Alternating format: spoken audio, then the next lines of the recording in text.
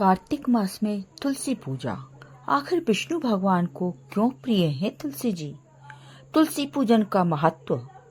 प्रथु बोले, हे महाराज, जो आपने कार्तिक के व्रत में तुलसी की जड़ में विष्णु भगवान का पूजन कहा है, इसलिए मैं तुलसी के महत्व को पूछना चाहता हूँ कि यह विष्णु भगवान को इतनी प्यारी कैसे हुई?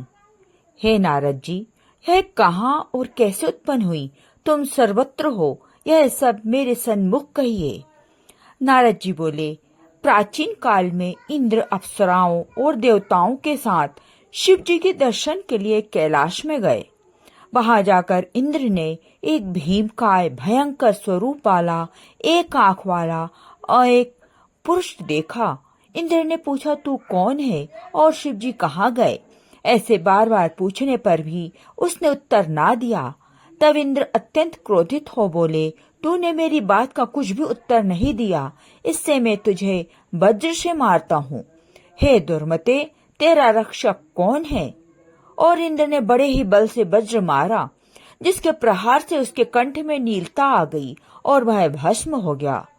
तब तो रुद्र क्रोधित हो गए। यह दशा देखकर बृहस्पति बहुत ही जल्द हाथ जोड़ते हुए और इंद्रदंड के समान पृथ्वी पर गिरकर स्तुति करते हुए बृहस्पति जी बोले, हे देवादिदेव, हे त्रयंबक, हे भक्त वत्सल, हे कपर्दिन, हे त्रिपुरारी, हे शर्व, हे अंधकासुत, हे निषूदन, आपको नमस्कार है। हे विरूप, हे अतिरूप, हे प्रभु, हे शंभु, हे यज्ञ विध्वंस करता, हे यज्ञ फलदाता, हे कालांतक, हे काल, हे कृष्ण सर्प की धारण करने वाले, हे ब्रह्मा का सिर छेदन करने वाले, हे ब्राह्मणों के हितकारी, आपको नमस्कार है। नारद जी बोले, जब भगवान शिव जी की ऐसी स्तुति बृहस्पति जी ने करी, तब शिव जी त्रिलोकी को जलाने वाली नेताग्नि को रोक कर बोले, हे ब्रह्मन, मैं आपकी स्तुति से प्रसन्न हूँ, इच्छा वर मांगो। बृहस्पति बोले, हे देवेश, जो आप मुझ पर प्रसन्न हैं तो शरणागत इंद्र की रक्षा करो और अपने नेत्र की अग्नि को शांत करो। शिव जी ने कहा, हे बृहस्पति, मैं इंद्र को जीवन दान देता हूँ और जीवन दान देने से तुम्हारा नाम जीव होगा। और रुद्र बोले कि अग्नि मस्तक के नेत्र में कैसे घुस सकती है? मैं इसको दूर फेंक दूंगा, जो इंद्र को कष्ट नहीं देगी। नारद जी बोले, शिव जी ने ऐसा कहकर उस अग्नि को हाथ में लेकर समुद्र में फेंक दिया।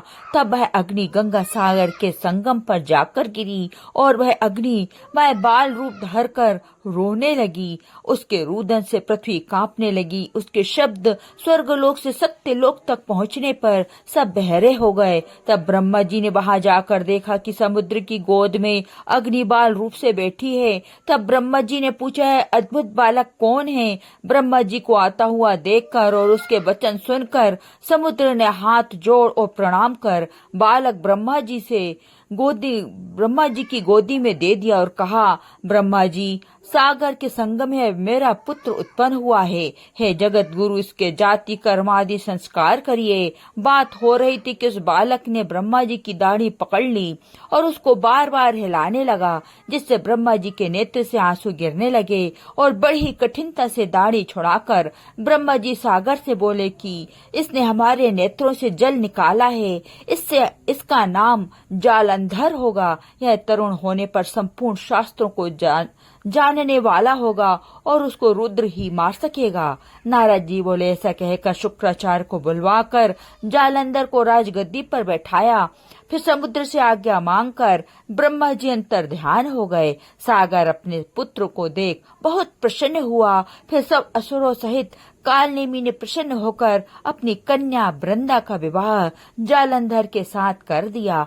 तब जालंधर प्रेम करने वाली और आज्ञा में चलने वाली उस स्त्री को लेकर शुक्राचार्य की सहायता से पृथ्वी पर राज करने लगा। इति प्रथम अध्याय समाप्त हुआ। आगे की कथा अगले वीडियो में आपको बताई जाएगी। तब तक के लिए ओम नमो भगवते वासुदेवाय। श्री राधे कृष्णा।